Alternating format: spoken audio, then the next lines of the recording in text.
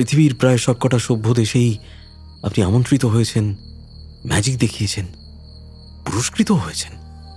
দর্শকদের প্রচুর হাততালি, সম্মান আপনাকে খ্যাতির শীর্ষে যেমন বসিয়েছে, ঠিক তেমনই আপনার জন্য ভারতবর্ষকে বিশ্ব আরো একবার শ্রদ্ধার সঙ্গে স্মরণ করেছে। কিন্তু হঠাৎ আপনি সব ছেড়ে ছুড়ে দিয়ে লুকিয়ে পড়লেন কেন? কেন লোকের চোখের আড়াল হয়ে বাঁচতে চাইলেন আপনি? বলুন না, আমাকে বলুন।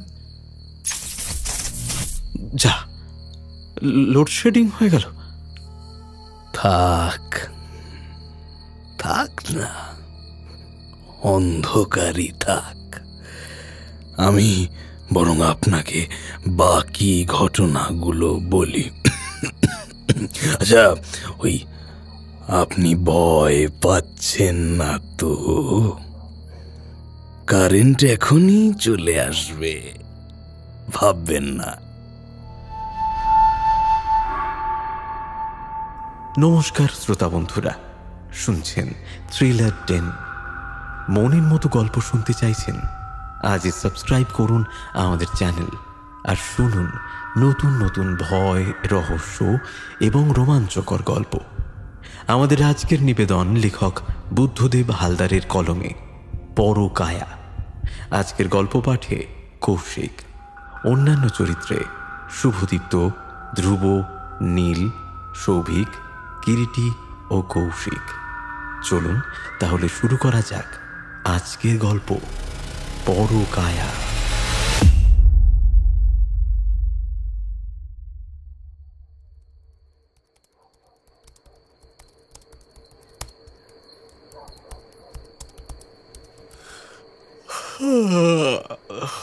না, আজের কাজটা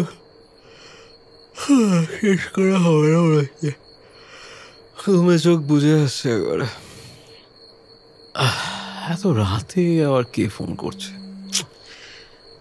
দেশের প্রথম শ্রেণীর দৈনিক সংবাদপত্রে চাকরির সুবাদে পরিচিত লোক অনেকেই আছে, কিন্তু এই নাম্বার তো খুব বেশি লোকের কাছে নেই।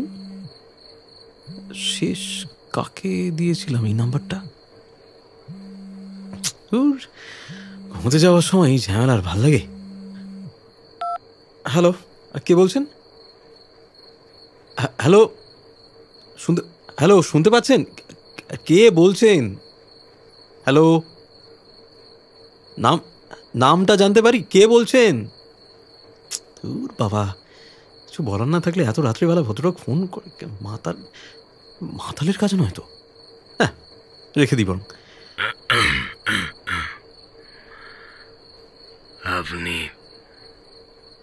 আপনি কি সাংবাদিক অগ্নি সান্যাল কথা বলছেন? হ্যাঁ হ্যাঁ বলছি, কিন্তু আপনাকে তো ঠিক... অহিন্দ্র, আমি অহিন্দ্র রায় বলছি। অহিন্দ্র রায়? মানে সেই বিশ্ববিখ্যাত জাদুকর? আমি ঠিক শুনলাম তো? আপনি এক সময় আমার সাক্ষাৎকার নিতে চেয়েছিলেন, কিন্তু আমার ব্যক্তিগত অসুবিধার কারণে কোনোভাবেই তা সম্ভব হয়ে ওঠেনি। ওনার কি কথা বলতে কোনো কষ্ট হচ্ছে নাকি? উনি কি কোনো দুরারোগ্য ব্যাধিতে ভুগছেন? এখন আমার অঢেল সময়। আপনি চাইলে এখন আমার ইন্টারভিউ নিতে পারেন। হ্যাঁ, oh sure, it will be a great pleasure. Sir, আমি কাল সকালেই আপনার সঙ্গে দেখা করতে চাই। হ্যালো স্যার, আছেন? হ্যালো। সকালে নয়, কাল রাত্রি 8টার পর আপনি আমার সাক্ষাৎকার নিতে পারেন, তবে আমার একটা ছোট্ট শর্ত আছে। শর্ত? কিসের শর্ত স্যার?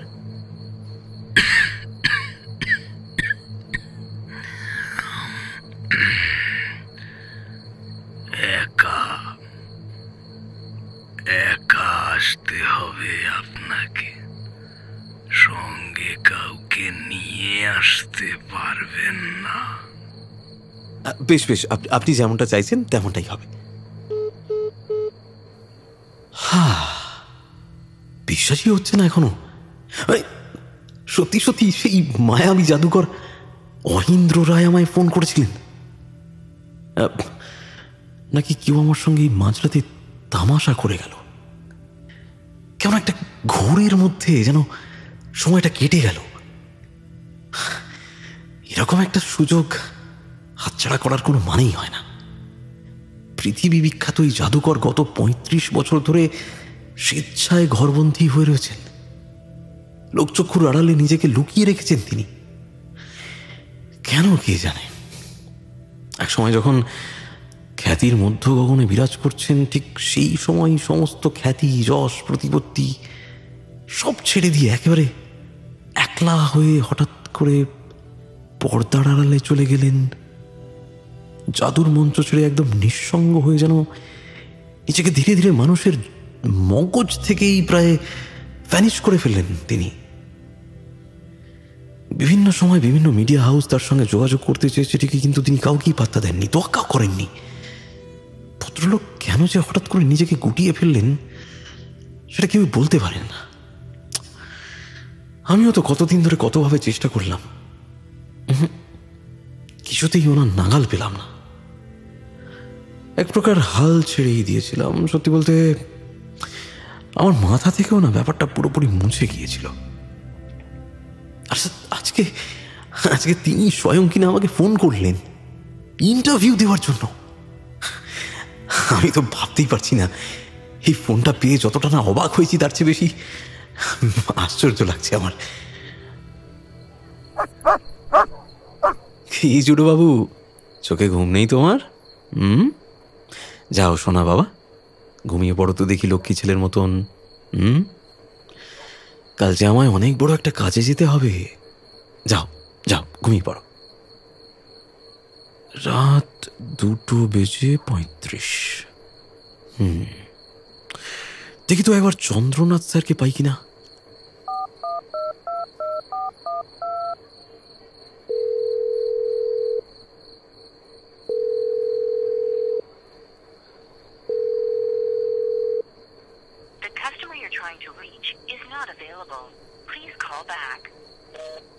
ধুর, স্যার ফোনটাও ধরছেন না।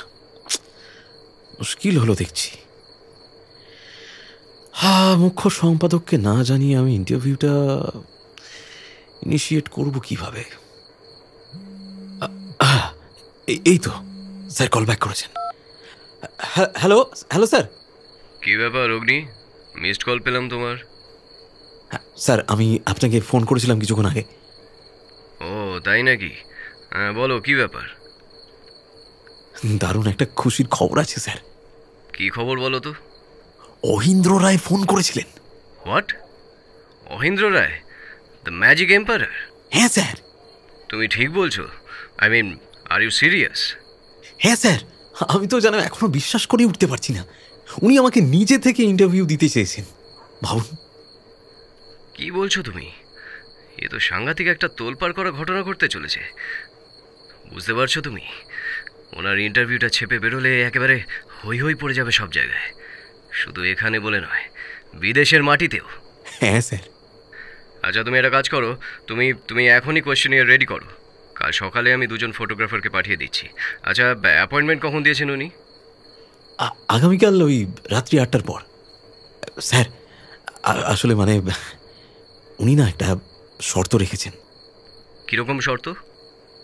মানে উনি আমাকে একা দেখা করতে নির্দেশ দিয়েছেন। কেন? তা তো জানি না স্যার, তবে উনি শুধুমাত্র আমার সঙ্গেই কথা বলবেন, আর কেউ যেন আমার সঙ্গে না থাকেন। বেশ বেশ, যেমনভাবে তিনি চাইছেন সেভাবেই কাজটা সারো। একটা কাজ করো, কাল আর অফিসে আসার প্রয়োজন নেই।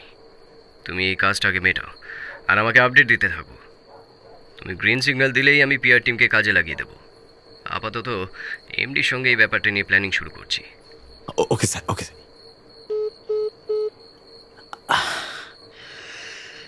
আজ রাতের ঘুমটা গেল রে জুডো।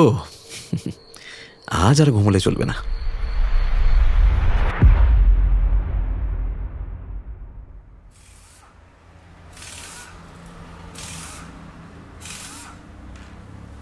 দাদা, ও দাদা, আর কতক্ষণ?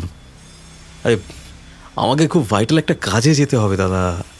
এই দেখছেন তো, আপনারটাই ধরেছি। মেশিন কি আপনার ঘড়ি ধরে চলবে? তা তো বটেই, তবু দাদা আর কতটা সময় লাগতে পারে একটু বলুন না, মানে কতটা মনে হচ্ছে হয়ে যাবে? এই হয়ে গেছে, ধরেন। অনেক অনেক ধন্যবাদ দাদা, এই নিন টাকাটা।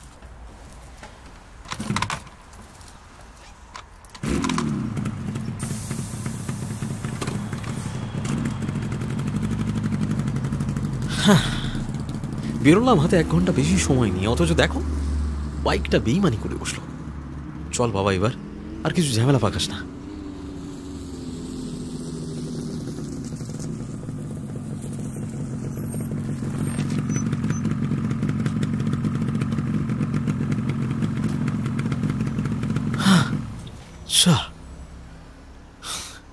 দিলি তো আবার ফাঁসিয়ে। ভগবান, কার মুখ দেখে যে উঠেছিলাম কে জানে। ও দাদা, দাদা, ও শুনছেন? ও দাদা। হ্যাঁ দাদা বলুন। বাইকের টায়ারটা ফেঁসেছে বুঝলেন, একটু আগেই পেছনেরটা গিয়েছিল, সারালাম, এখন আবার সামনেটা। আপনি সারিয়ে রাখুন, আমি কাল এসে নিয়ে যাচ্ছি। আচ্ছা, তাহলে আপনি একটু বসে যান। হ্যাঁ, আমি হাতের কাজটা সেরে নিই, তারপরেই ধরছি। না না না দাদা, আমি দাঁড়াতে পারবো না, আমার খুব ইম্পর্টেন্ট একটা কাজ আছে এখন। এই ট্যাক্সি, বেলতলা যাবে?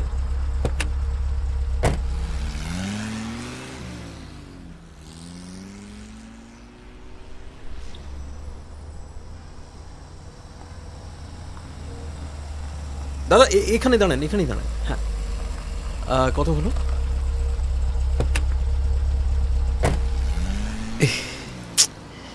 পৌনে 9টা বেজে গেছে।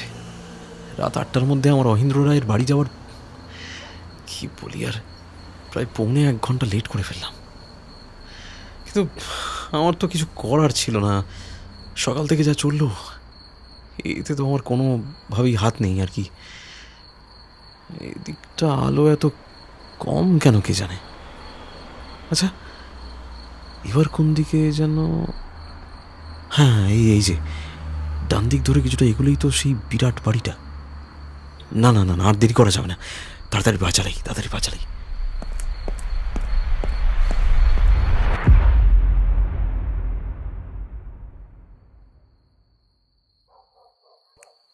এই বাড়িটা না?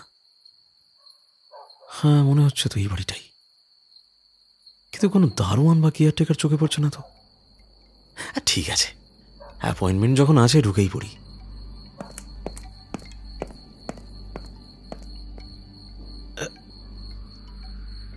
এই বাড়িতে সত্যি সত্যি বিশ্ববিখ্যাত জাদুকর শ্রী অহিন্দ্র রায় থাকেন? আশেপাশে তো কোনো বাড়ি দেখছি না, মানুষজন নেই। এত নির্জনে বছরের পর বছর মানুষ কাটায় কিভাবে কি জানি। এত বড় 3তলা বাড়ি, তার দেখাশোনা করার জন্য তো লোকের প্রয়োজন। চারপাশে বড় বড় সব উলু ঘাস, গাছপালা, বন জঙ্গলে ভরে গেছে একেবারে। মাঝখানে এই বাড়িটা যেন কোনো একটা হিংস্র বন্যজন্তুর মতো দাঁত খিঁচিয়ে দাঁড়িয়ে রয়েছে। পুরো বাড়িতে একটু আলো নেই, বাইরে শুধু একটা আলো টিমটিম করে জ্বলছে। Really suspicious. ঠিক, বিলটা বাজাই।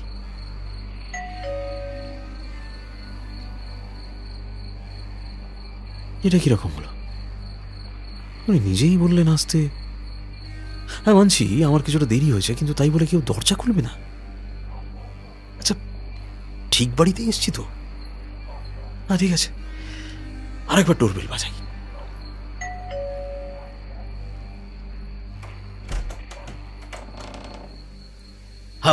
আমার আসলে খুব দেরি হয়ে গেল। আরে যিনি দরজা খুললেন তিনি কোথায় গেলেন?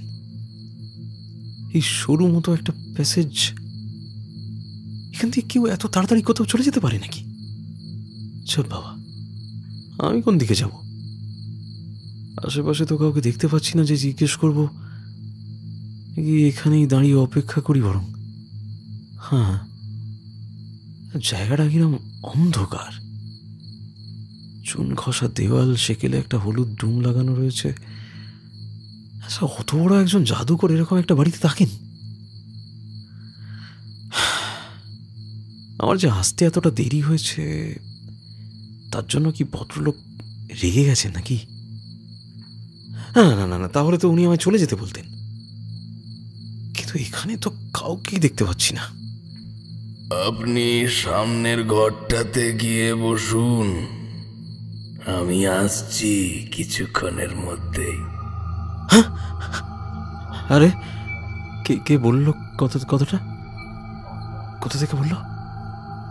উপরতলা থেকে নাকি? না না না, পাশের ঘর থেকে বোধহয়, নাকি ঘরের মেঝের নিচ থেকে? তোর তা কি করে হয়? ব্যাপারটা অদ্ভুত তো।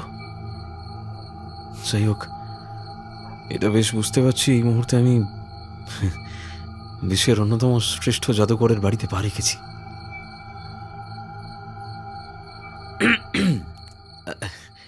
আচ্ছা, ধন্যবাদ।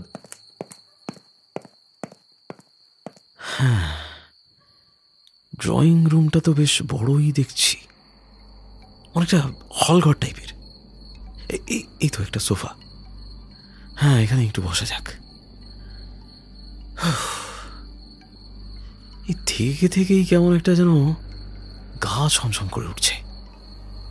আচ্ছা, এই বাড়িতে আর কোনো লোক নেই নাকি?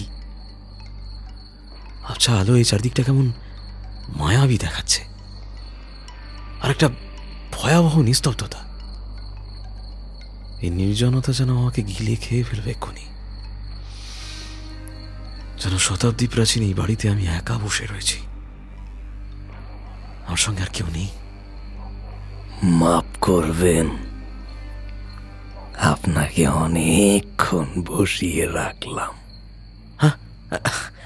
আরে না না না না, নমস্কার। আপনি কি অহিন্দ্র রায়? ফেব্রুয়ারির দ্বিতীয় সপ্তাহ চলছে, এখন শীতও আর ততটা নেই, অথচ এনার গায়ে খদ্দরের পাঞ্জাবি, সাদা পাজামা আর কাঁধে একটা কাশ্মীরি শাল। হিসেব মতো তার বয়স এখন হওয়া উচিত, কত হবে? হ্যাঁ, 70-এর কোঠায় তো হতেই পারে, কিন্তু ওনার মুখের দিকে তাকিয়ে তো মনে হচ্ছে 40-এর যুবক তিনি। মানে আমারই সমবয়সী, কিংবা খুব বেশি হলেও 2-1 বছরের এদিক ওদিক হবে। হ্যাঁ হ্যাঁ হ্যাঁ, আমি আপনি নিশ্চিন্ত হয়ে বসুন। দাঁড়ান, আগে চায়ের কাপ দুটো নিয়ে আসি, তারপর জমিয়ে গল্প করা যাবে, কেমন? বসুন, আসছি। হ্যাঁ, ঠিক আছে। আমাকে আর কিছু না বলে হঠাৎ করে তিনি ঘর ছেড়ে বেরিয়ে গেলেন। আবার পর মুহূর্তে দুটো চায়ের কাপ নিয়ে আমার সামনে হাজির হলেন। এটা কি ম্যাজিক নাকি? ঘর থেকে বেরিয়ে গিয়ে আবার সঙ্গে সঙ্গে কিভাবে ফেরত আসা যায়? চেখে দেখুন তো কেমন হয়েছে। হ্যাঁ হ্যাঁ হ্যাঁ হ্যাঁ হ্যাঁ, দেখছি। আরে খান, খেয়ে দেখুন না চাটা। আমি তো গরম চা খেতে খুব একটা অভ্যস্ত নই, খানিকটা ঠান্ডা হলে চুমুক দেব। ততক্ষণ আপনার সঙ্গে কথাবার্তা শুরু করা যাক। আরে তা হয় নাকি? কাপটা মুখে নিয়ে তো দেখুন। সত্যি কি ইনি সেই বিশ্ববিখ্যাত জাদুকর অহিন্দ্র রায়? কেন জানি না, কেমন এক গোলমেলে মনে হচ্ছে আমার। ভুল ঠিকানায় চলে এলাম না তো? কি হলো? কই নিন, চাটা খেয়ে বলুন কেমন হয়েছে।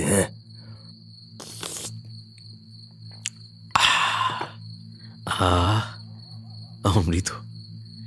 এত ভালো চা আমি আগে কখনো খাইনি। তাই? বেশ বেশ। আচ্ছা, কোথাকার চাইটা? আমিও তাহলে এবার থেকে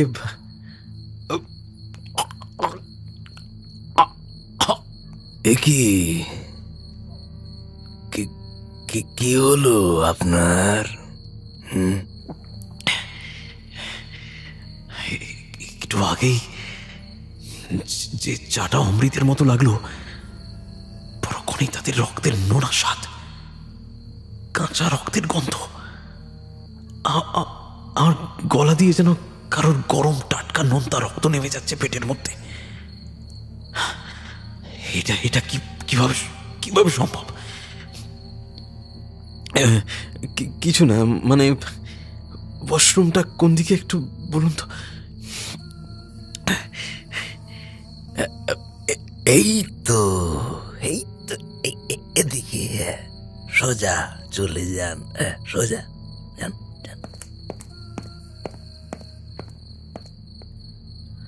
আচ্ছা, আমি যখন সোফায় বসে চা খাচ্ছিলাম, তখন জাদুঘরের পিছনের দেওয়ালে পরপর দুটো কালো ছায়া পড়েছিল।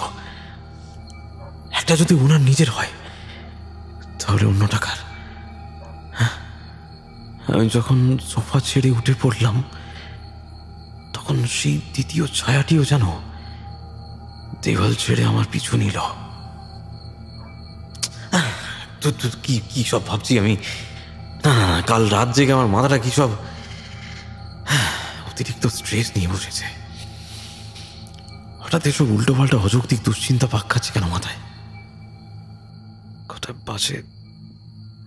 10:20। না, এবার আমার ইন্টারভিউটা শুরু করতে হবে।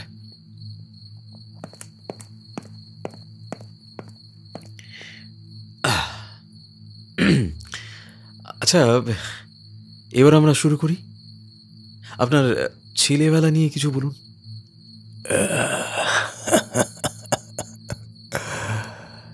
ছেলেবেলা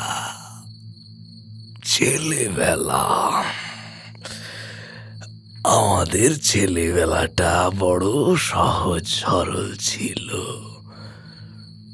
কিন্তু ভিতরে ভিতরে ছিল অত্যন্ত জটিল চোরাস্রোত ছিল, বুঝলেন? হ্যাঁ, সেদিনের সঙ্গে আজকের তো অনেক তফাৎ। দিনকাল সব কেমন যেন চোখের সামনে হু হু করে দ্রুত পাল্টে যাচ্ছে প্রতিদিন। পাল্টে যাচ্ছে, ঠিক বলেছেন। পাল্টে যাওয়াই তো জীবন।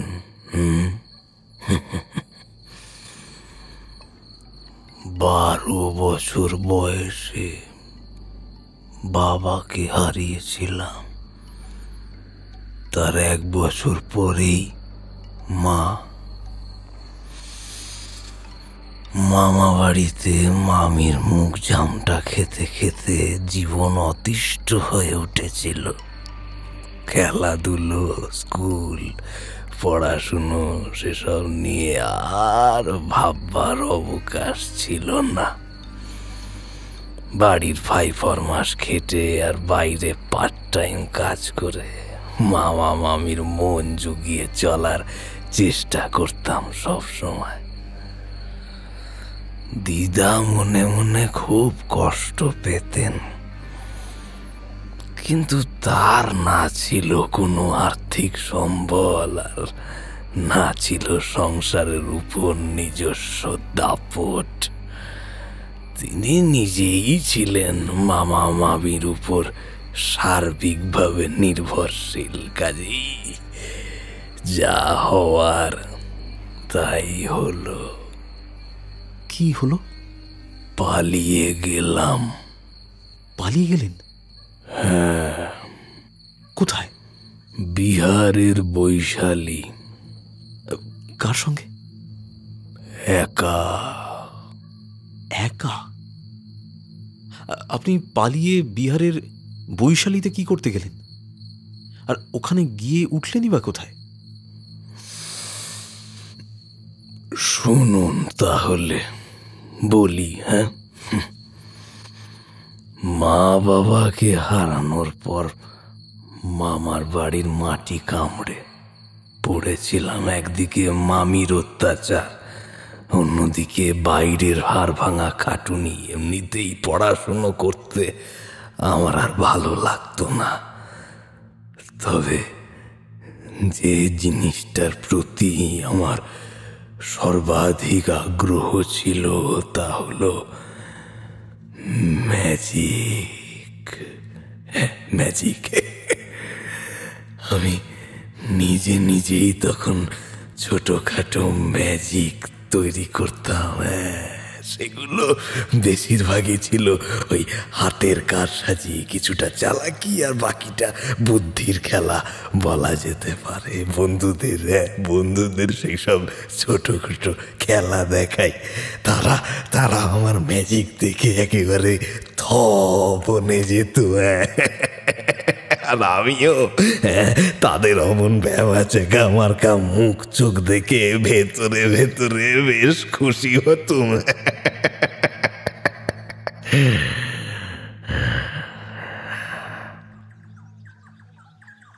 হ্যাঁ রে নীলু, আজকে কি কোনো নতুন জাদু দেখাবি নাকি? কই না তো, আমি তো তোকে এমনি ডাকলাম। আসলে কাল তপুর জন্মদিন ছিল তো, তাই ওকে উপহার দেবো বলে একটা জিনিস এনেছি, দেখবি তুই? উপহার? এই কই দেখি কি উপহার? এই নিয়ে হাতটা পাত। আরে ধুর, এটা তো একটা ডিম। এ আর এমন কি? ডিম? ও যা, ভুল হয়ে গেল। আচ্ছা হাতটা মুঠো কর তো। হ্যাঁ, এইবার মুঠো করে উল্টে দে হাতটা। মুঠো খুলবি না যেন, ডিমটা পড়ে ফেটে যাবে তাহলে। এবার অং বং চং হরিণের ঠ্যাং, চিনিবাস চ্যাং, কে মারলো ল্যাং।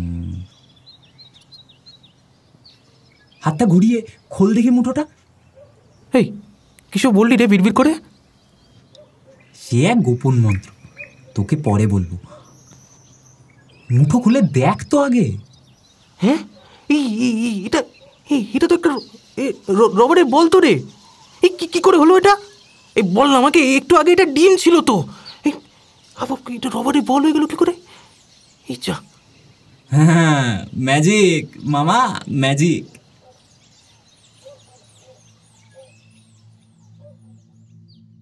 এভাবেই দিন কাটছিল। আমি তখন পাড়ারই একটা ওই মুদি দোকানে কাজ করতাম।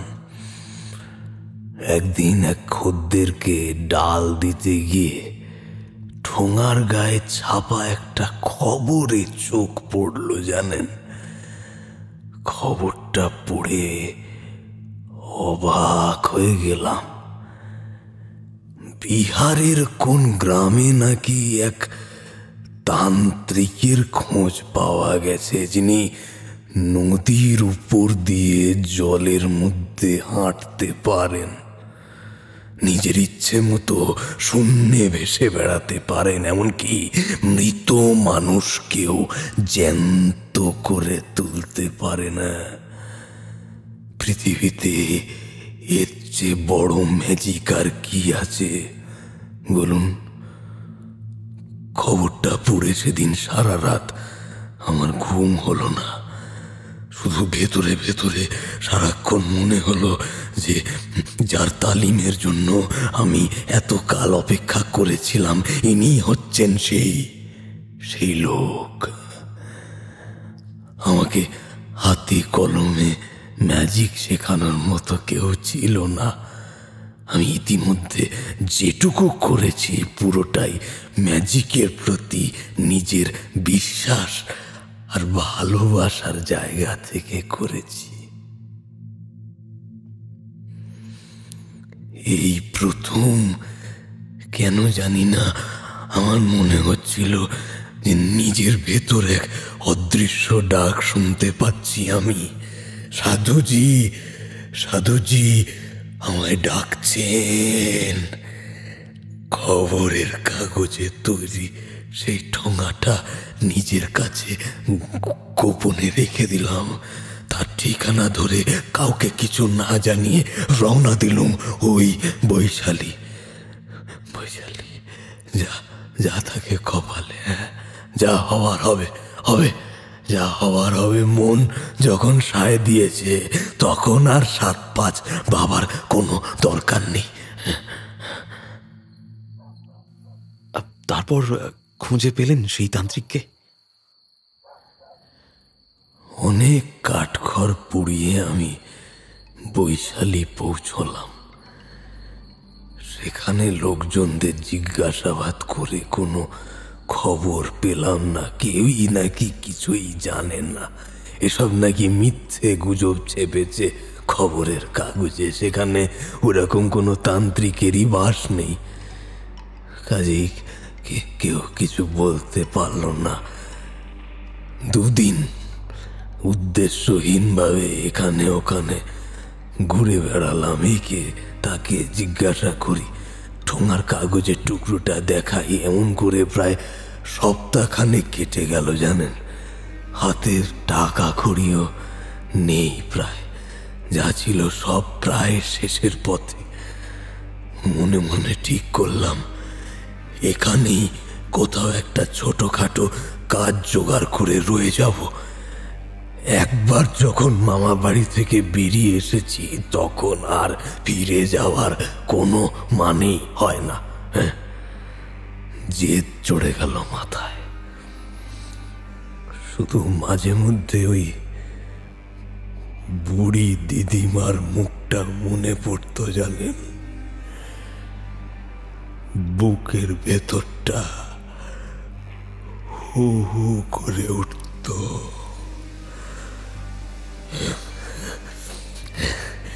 এছাড়া আর কোনো কিছু নিয়েই আমার তেমন মাথা ব্যথা ছিল না। সারাদিন এখানে সেখানে ঘুরে সন্ধেবেলায় বেশ ক্লান্ত হয়ে পড়লাম।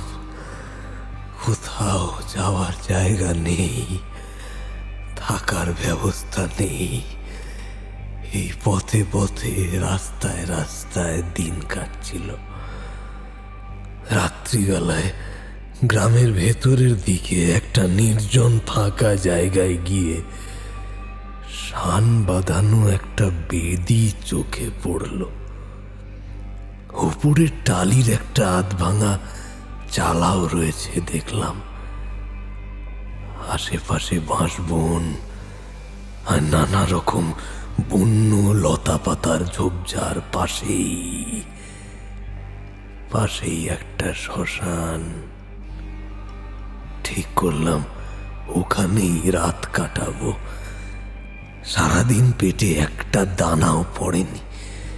শরীর এমনিতেই দুর্বল হয়েছিল, মাথা ঠিকঠাক কাজ করছিল না। তাই অত শত না ভেবে আমি ওখানে ওই বেদিতেই শুয়ে পড়লাম।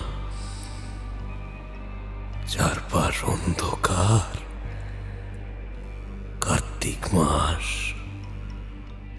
অথচ বেশ একটা শীতল ভাব রয়েছে বাতাসে। চারদিকে ঝিঝি পোকা আর শেয়ালের ডাক। এসব উপেক্ষা করে আমি একটু ঘুমোবার চেষ্টা করলাম।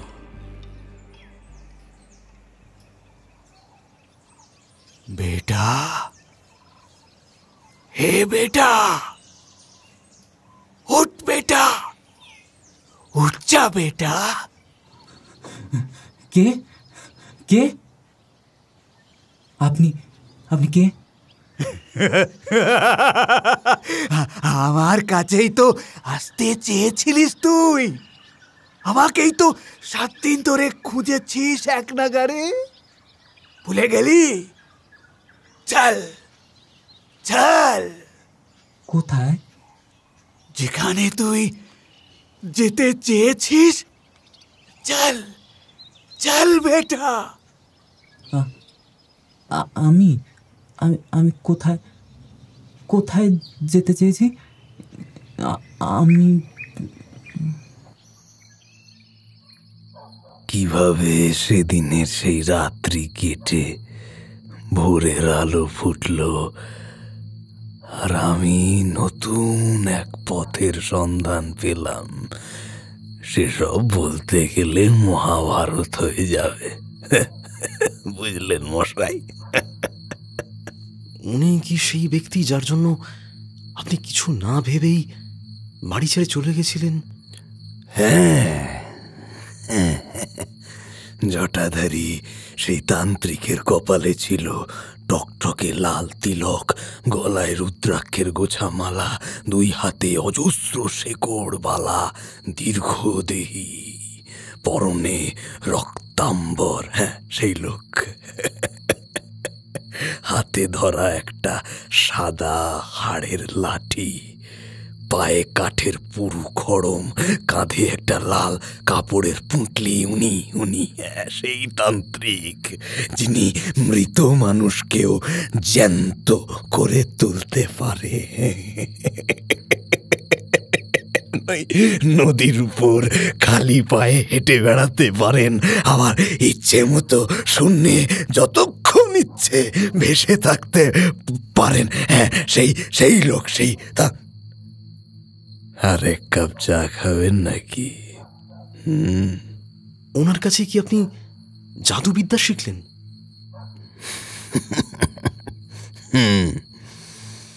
আমার জাদু জীবনের দীক্ষাগুরু তিনি ওই লোক।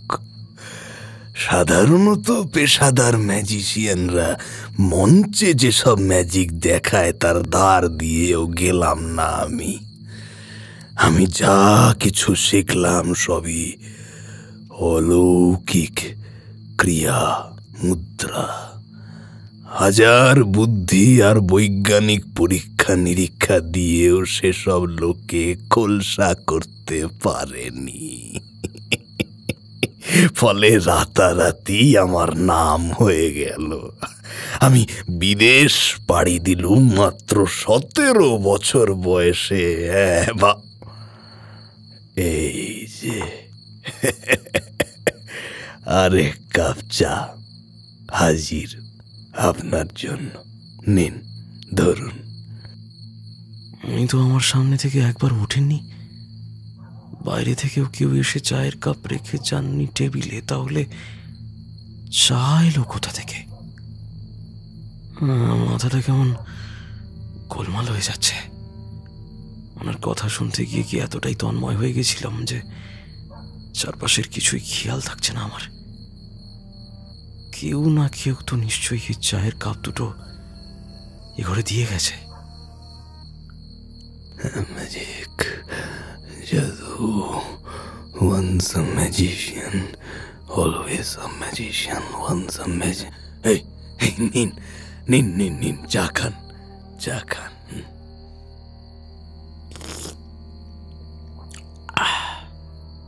আচ্ছা, বিলেতে পাড়ি দিয়ে পসার জমালেন কিভাবে?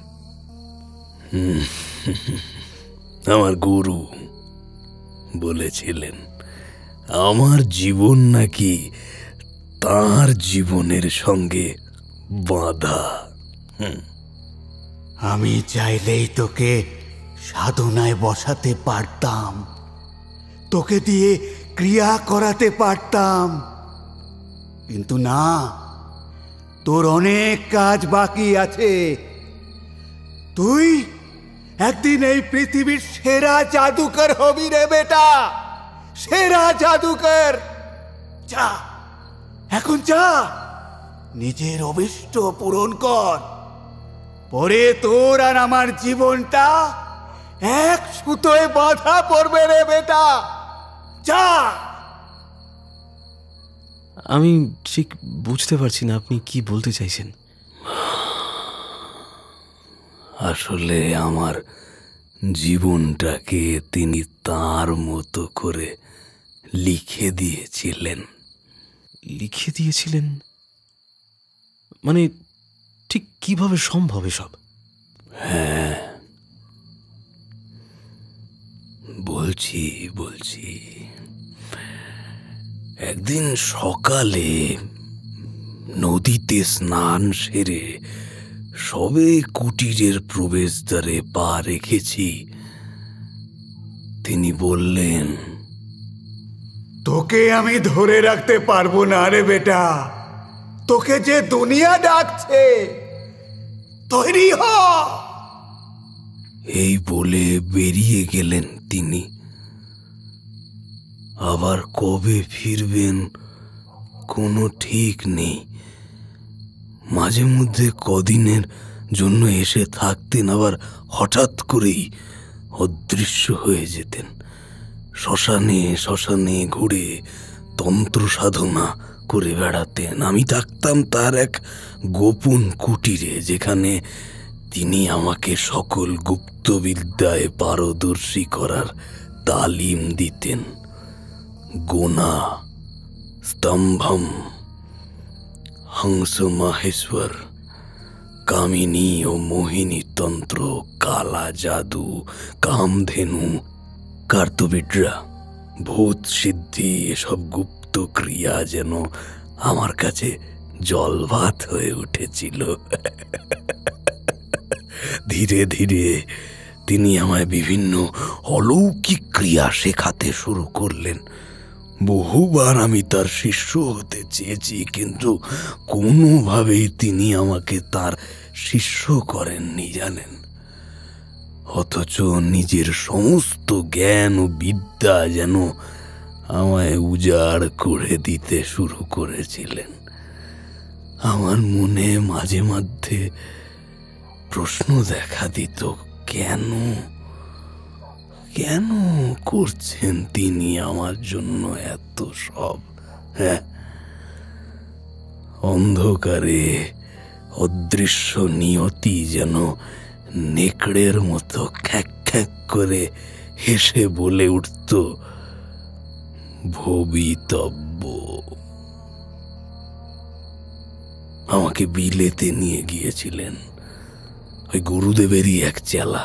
প্রথমে নিয়ে গেলেন ব্রিটেনে।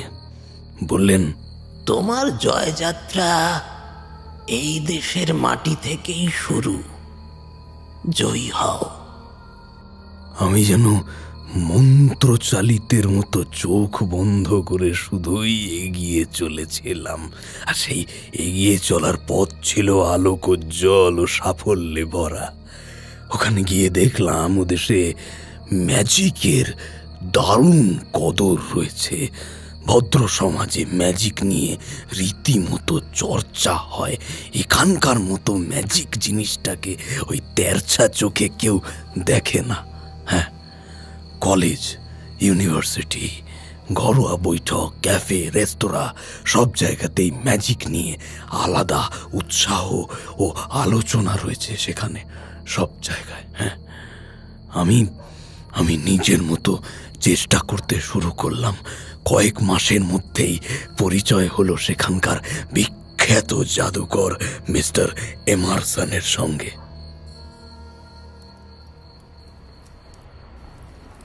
ইয়াং ম্যান, তোমার ম্যাজিক দেখলাম। শোনো, বন্ধু হিসেবে বলছি, প্রথমেই যে তুমি বড় পেশাদার রঙ্গমঞ্চে সুযোগ পাবে তা কিন্তু নয়। আচ্ছা দাঁড়াও,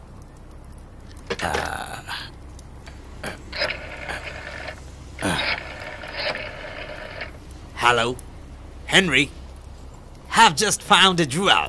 ইয়া, ছেলেটি ভারতীয় এবং সে অদ্ভুত রকম ম্যাজিক জানে। এইমাত্র আমি আমার বাড়িতে বসে তার ম্যাজিক দেখেই তোমায় ফোন করছি।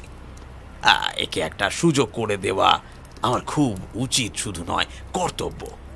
বিশ্বের মানুষের সঙ্গে এর প্রতিভার পরিচয় করাতেই হবে, বুঝলে? তুমি যখন বলছো তখন ছেলেটির নিশ্চয়ই কোনো এলেম আছে। ঠিক আছে, সামনের সপ্তাহে বার্নেটে একটা শো আছে। ওই শোয়ের শেষে আমরা ওকে আধ ঘন্টার একটা স্লট দিতে পারি। নিজেকে যোগ্য প্রমাণ করতে পারলে সেটির প্রোগ্রামগুলোয় ওকে সুযোগ দিতে পারবো। আমার দৃঢ় বিশ্বাস ও নিজেকে প্রমাণ করতে পারবে। Thank you so much Henry. তাহলে এবার নিজেকে প্রস্তুত করো, সামনের সপ্তাহেই তোমার প্রথম শো। ওকে, এনজয়। বাঙালির বাচ্চা বিদেশ বিভুঁইয়ে গিয়ে হিম্মত হারালে চলে? মঞ্চে উঠে একের পর এক ম্যাজিক দেখিয়ে চলেছি, দর্শক প্রায় 100 আমি তো আগে থেকেই জানতাম যে সকলে আমার ম্যাজিক হাঁ হয়ে দেখবে, কারণ সমস্ত ম্যাজিক খেলার মধ্যেই আসলে আমার গুপ্ত মন্ত্রের প্রভাব রয়েছে। আর তার চেয়েও বেশি যা রয়েছে তা হলো আমার গুরুজির আশীর্বাদ। ফলে আধ ঘন্টার পরিবর্তে দর্শকদের একান্ত অনুরোধে প্রায় 1.5 ঘন্টা ম্যাজিক দেখিয়ে মুহূর্তেই সকলের মন জিতে নিলাম। বিজয় নিশান উড়িয়ে বুক কুচিয়ে মঞ্চ থেকে নামতেই নিচে দাঁড়িয়ে থাকা বন্ধু এমারসন ও হেনরি আমাকে বুকে জড়িয়ে ধরলেন। শহরের বড় পেশাদার রঙ্গমঞ্চগুলো আপনাকে পেলে মাথায় করে রাখবে। আপনি আপনি আমার সঙ্গে চলুন। এরপর আমাকে আর ফিরে তাকাতে হয়নি। হেনরি আমাকে শহরের জমজমাট একটা জায়গায় বাড়ি ভাড়া করে থাকার ব্যবস্থা করে দিলেন, সঙ্গে এলাহি খানা পিনার ব্যবস্থা। আর ছিল একের পর এক কন্ট্রাক্ট সাইনিং। তিনি নিজেই সব ব্যবস্থা করে দিলেন। আমাকে বিদেশের আদব কায়দা রীতিনীতি শেখানোর জন্য সাহেবী শিক্ষক নিয়োগ করলেন। আমি বেশ অল্প সময়ই পোক্ত হয়ে উঠলাম। ধীরে ধীরে আমার সাজ পোশাক, আচার আচরণ সব পাল্টাতে শুরু করলো। All right, gentlemen. Now you are ready to start your magical journey. All the best. Contract অনুযায়ী শুরু হলো আমার ভেলকি দেখানোর পালা। কার্ডিফ, বেলফাস্ট, এডিনবরা, একের পর এক সমস্ত বড় রঙ্গমঞ্চগুলোয় আমার ম্যাজিক শো চলতে লাগলো। আমি যেন রাতারাতি পৃথিবী বিখ্যাত হয়ে উঠলাম। সেখানকার সমস্ত খবরের কাগজ আমাকে নিয়ে লেখালেখি শুরু করলো। টেলিভিশনে আমাকে নিয়ে নানা রকম আলোচনা চলল। মুখে মুখে আমার নাম ছড়িয়ে পড়ল সমস্ত দেশে। One and only Ahindra Roy, the magic emperor. হলঘরের আবছা আলোয় ওনাকে কেমন অদ্ভুত দেখাচ্ছে না? কেমন অচেনা লাগছে মুখটা। একটু আগে যাকে দেখেছিলাম, এ কি সেই মানুষ? The one and only. না না না না, এসব উল্টো পাল্টা। এই সাক্ষাৎকারটা শেষ না করে আমার চলে যাওয়াটা ঠিক হবে না। তারপর কি হলো? আপনি তো রাতারাতি বিখ্যাত হয়ে উঠলেন। পৃথিবীর প্রায় সবকটা সভ্য দেশেই আপনি আমন্ত্রিত হয়েছেন, ম্যাজিক দেখিয়েছেন, পুরস্কৃত হয়েছেন। দর্শকদের প্রচুর হাততালি, সম্মান আপনাকে খ্যাতির শীর্ষে যেমন বসিয়েছে, ঠিক তেমনই আপনার জন্য ভারতবর্ষকে বিশ্ব আরো একবার শ্রদ্ধার সঙ্গে স্মরণ করেছে। কিন্তু হঠাৎ আপনি সব ছেড়ে ছুড়ে দিয়ে লুকিয়ে পড়লেন কেন? কেন লোকের চোখের আড়াল হয়ে বাঁচতে চাইলেন আপনি? বলুন না, আমাকে বলুন। যা, লোডশেডিং হয়ে গেল। থাক থাক না, অন্ধকারই থাক। আমি বরং আপনাকে বাকি ঘটনাগুলো বলি। আচ্ছা, ওই আপনি ভয় পাচ্ছেন না তো? কারেন্ট এখনই চলে আসবে, ভাববেন না। না না, ভয়ের কিছু নেই। আপনি বলুন না, আপনি আমার প্রশ্নের উত্তরটা দিন। খ্যাতির শীর্ষে থেকেও সব ছেড়ে দিয়ে নিজেকে হঠাৎ করে গুটিয়ে নিলেন কেন?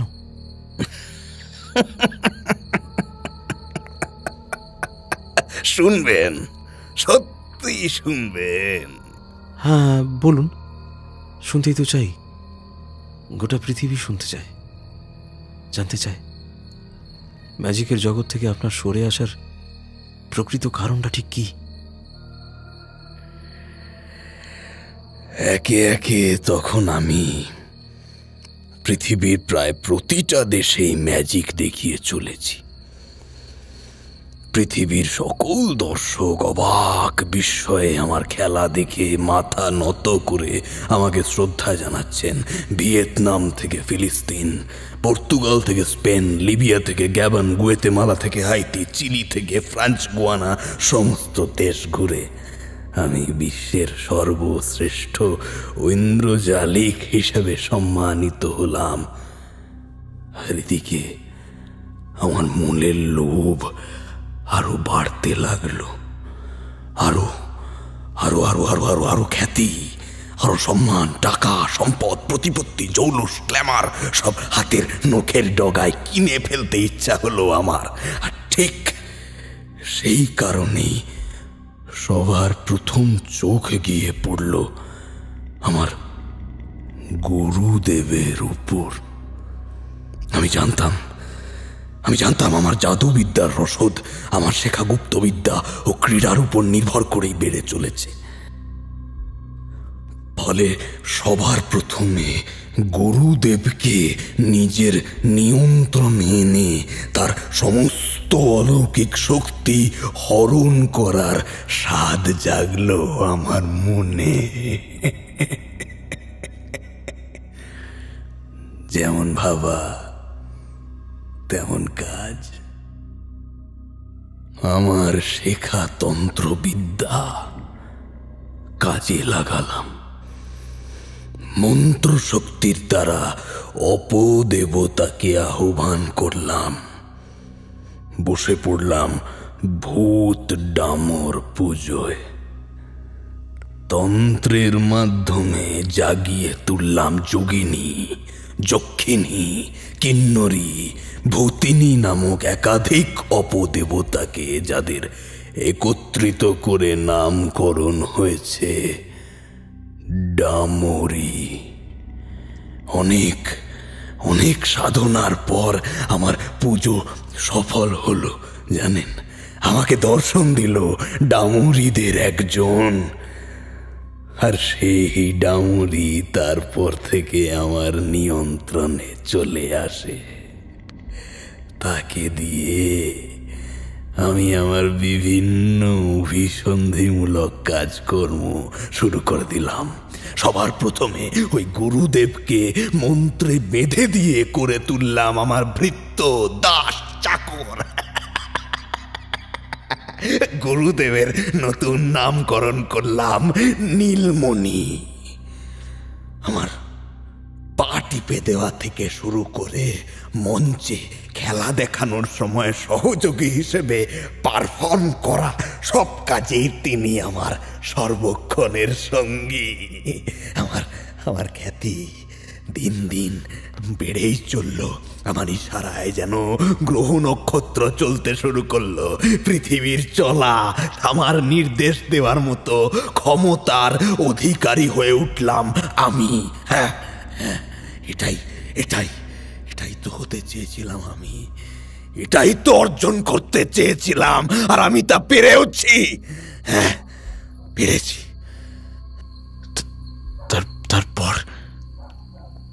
তারপর কি? তারপর আমার জীবনের শ্রেষ্ঠ জাদু আবিষ্কারের মুহূর্ত আসন্ন হলো। আমি আত্মা প্রতিস্থাপনের খেলা আবিষ্কারের চেষ্টায় মেতে উঠলাম। আত্মা প্রতিস্থাপন? তার মানে তো অন্যের শরীরে ভর করার প্রেতক্রিয়া। একদিন নীলমণি আর আমি স্টেজে পারফর্ম করতে উঠলাম। সামনে হাজার হাজার দর্শক। বেজিং এর অলিগলিতে তার আগে জোর প্রচার চালিয়েছে উদ্যোক্তারা। গোটা চীনের মিডিয়া জনসাধারণকে জানিয়ে দিয়েছে বিশ্ব শ্রেষ্ঠ জাদুকর অহিন্দ্র রায়ের নতুন ম্যাজিক আত্মা প্রতিস্থাপনের কথা। আমার গুপ্তবিদ্যাকে কাজে লাগিয়ে আমি আর নীলমণি আত্মা আত্মা পরিবর্তনের এই খেলা তৈরি করেছি। নীলমণি যেহেতু আমার নিয়ন্ত্রণে রয়েছে, তাই সে আমাকে তার সমস্ত তন্ত্র সাধনার ফসল নিজ হাতে দান করতে এক প্রকার বাধ্য হয়েছে। আর সেসব ক্ষমতা কাজে লাগিয়েই মঞ্চের মধ্যে কখনো আমি নীলমণি হয়ে উঠতাম, আর কখনো নীলমণি হয়ে উঠত জাদুকর শ্রী অহিন্দ্র রায়। সেদিনের কথা বলি। আমি আর নীলমণি মঞ্চে উঠেছি। 15 মিনিট ধরে দর্শকরা হাততালি দিয়ে আমাদের স্বাগত জানানোর পর খেলা শুরু করে দিলাম। নীলমণি বিড়বিড়ি করে উঠল, ঘর বন্ধ, দুয়ার বন্ধ, পীরের পার, কুটি ডাকিনি বন্ধ দিয়া লোয়ার সার। ঘর বন্ধ, দুয়ার বন্ধ, পীরের পার, কুটি ডাকিনি বন্ধ দিয়া লোয়ার সার। কুটি ডাকিনি বন্ধ দিয়া লোয়ার সার। অভ্যাস মতো ঠিক 10 মিনিটের মাথায় দুজনে অজ্ঞান হয়ে মঞ্চে ছিটকে পড়ে গেলাম। আর আমাদের দুজনের বায়বীয় ধোঁয়াচ্ছন্ন আত্মা দর্শকদের মাথার উপর দিয়ে উড়াউড়ি শুরু করে দিল। সঙ্গে সঙ্গে দর্শক আসনে উপস্থিত সাংবাদিকরা ওই পটাপট স্পিরিট ফটোগ্রাফি তুলতে লাগলেন তাদের ক্যামেরায়। 3-4 মিনিট এরকম হওয়ার পর নীলমণি এসে সোজা ঢুকে গেল আমার শরীরে।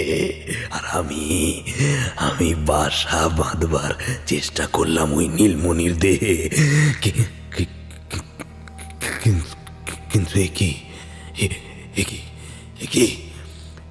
ওর শরীরে আমি প্রবেশ করতে পারছি না কেন? আবার চেষ্টা করলাম, পারছি না। আবার চেষ্টা করলাম, আমি বারবার চেষ্টা করতে লাগলাম, কিন্তু প্রত্যেকবারই ব্যর্থ হলাম। বেশ ঘাবড়ে গিয়ে তখনও আমি শেষ চেষ্টা করে চলেছি। মন্ত্র আওড়াচ্ছি মনে মনে, সকল গুপ্তবিদ্যা স্মরণ করছি, কিন্তু আশ্চর্য, কিছুতেই কাজ হচ্ছে না, কিছুতেই না হচ্ছে না। চেয়ে দেখলাম নীলমণির আত্মা অহিন্দ্র রায় হয়ে মিটি মিটি হাসছে আমার দিকে তাকিয়ে। কি ব্যাপার? কোনো দুরভিসন্ধি, কোনো কুমতলব আছে নাকি ওর মনে? আমি ক্রমে ভীষণভাবে চেষ্টা করতে লাগলাম নীলমণির শরীরে প্রবেশ করতে, কিন্তু না, আবারও ব্যর্থ হলাম, আবারও। তার মানে কিছুই বুঝতে আর বাকি রইল না আমার। নীলমণি অহিন্দ্র রায় হয়ে আজীবন বেঁচে থাকতে চায়, আর আমি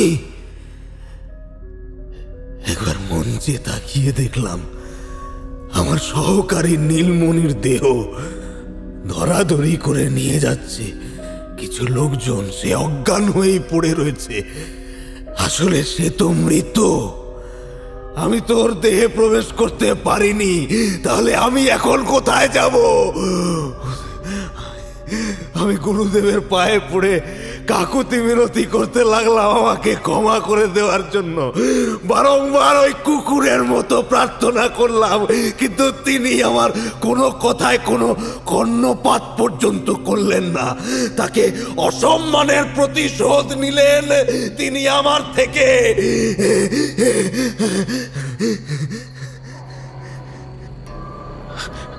তাহলে আপনি তো সেই নীলমণি, জাদুকর অহিন্দ্র রায় নন?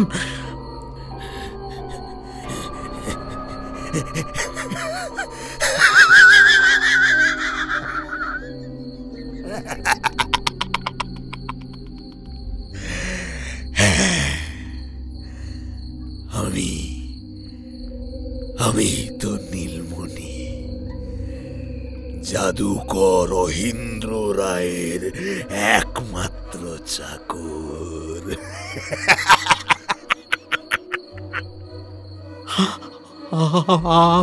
আপনি?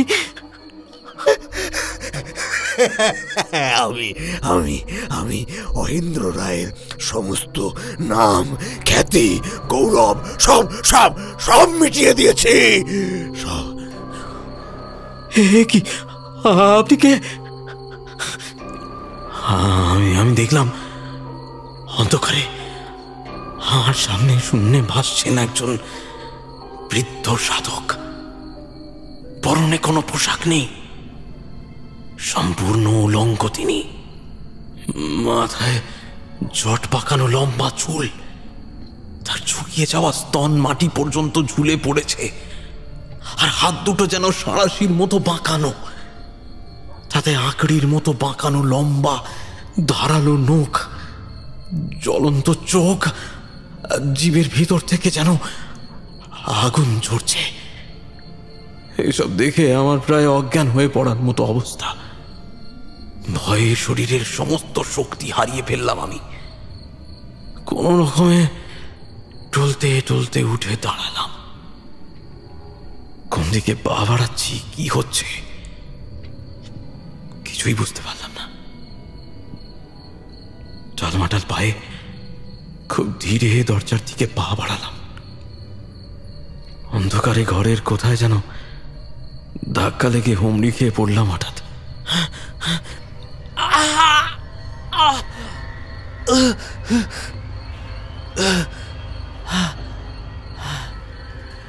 মনে হলো মাথাটা ফেটে চৌচির হয়ে গেল তৎক্ষণাৎ। বুঝতে পারলাম রক্তে আমার জামা, কাঁধ সব ভিজে যাচ্ছে।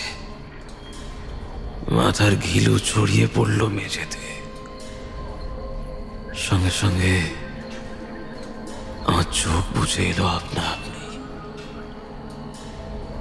একটা তন্দ্রাচ্ছন্ন ভাবের মধ্যে তলিয়ে যাওয়ার আগে শুনতে পেলাম জাদুকর অহিন্দ্র রায়ের বৃত্ত তন্ত্র সাধক নীলমণির খ্যাক খ্যাক করে রক্ত জল করা সেই হাসি পৃথিবীর কোথায় কোন দূর স্থান থেকে যেন সেটা ভেসে আসছে।